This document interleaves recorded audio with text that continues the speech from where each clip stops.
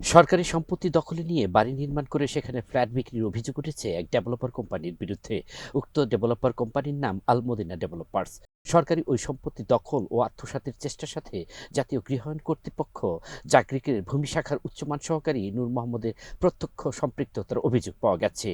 এছাড়াও আলমদিনা ডেভেলপার্স কোম্পানিকে সরকারি ওই আড়াই কাঠা সম্পত্তি দখল করে সেখানে 10 তলা বাড়ি নির্মাণ করতে সহায়তা করার ক্ষেত্রে জাগরিকের একাধিক কর্মকর্তা এবং কর্মচারী জড়িত রয়েছেন বলে জানিয়েছে একাধিক সূত্র।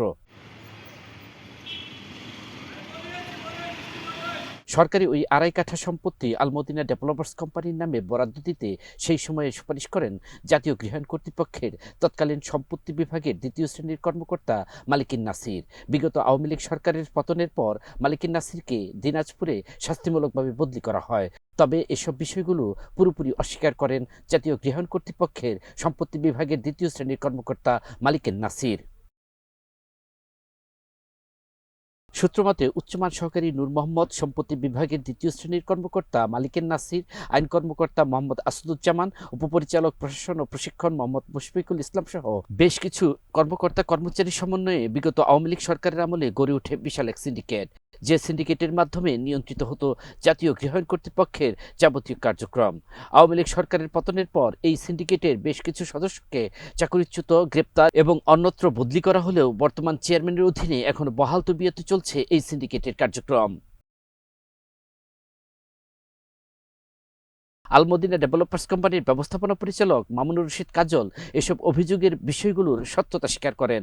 রাজুক এবং হাউজিংয়ে এসব বিষয়ে অভিযোগ দেওয়া আছে বলেও জানান তিনি। এখানে 7.5 কাঠা বোধহয় আপনাদের জমি ক্রয় করা ছিল, আর বাকি আড়াই কাঠা সম্পত্তি বোধহয় সরকারি, যেটার কোনো বরাদ্দপত্র না নিয়ে আপনারা ওইটার উপরে ডেভেলপার কোম্পানি হিসেবে একটা বিল্ডিং 10 তলা ভবন নির্মাণ করেছেন। আসলে বিষয়টা কি একটু বলবেন কি? আমার কাছে একটা অভিযোগ এরকম ছিল।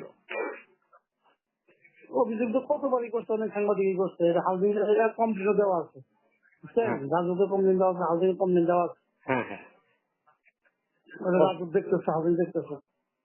বিষয়টা তাহলে রাজুক আর হাউজিং এটা দেখতেছে, তাই তো?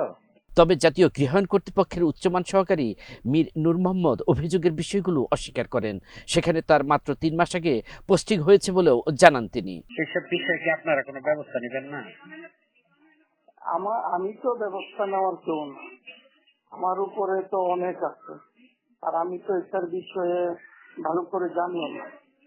তো অভিযোগে বলা হচ্ছে যে আপনি তাদেরকে সহযোগিতা করেছেন এই জমিটা পাওয়ার ব্যাপারে, বরাদ্দ এরকম। আমি সহযোগিতা করছি, আমি মাত্র গেছি ওখানে 2-3 মাস হচ্ছে। আমার আগেও ফাইলটা অনেকে কাজ করছে। এখন আমি তো তাদেরকে দেওয়ার জন্য কোনো সহযোগিতা করি না। এটা তো আর এখন হয় না, এটা আরো 5-7 বছর আগে হয়েছে। আমি তো মাত্র গেছি 2-3 মাস আগে। 2-3 মাসে আমি কি সহযোগিতা করছি? আমি তো কোনো সহযোগিতা করি নাই। জাগরিকের আইন কর্মকর্তা মোহাম্মদ আসাদুজ্জামান বিষয়টি আইন শাখার নয় বলেই জানান। সেজন্য তিনি প্রতিবেদককে ভূমি শাখার যোগাযোগ করার পরামর্শ দেন। এখানে আপনার সরকারি সম্পত্তি যে দখল করে যে একটা বাড়ি, আমি তো আপনার আগেই বললাম যে কোথায় কতটুকু জমি আছে বা ইনফিল্ডে, এটা আমার ল শাখা এটা থেকে জানে না, এটা জানা সম্ভব না।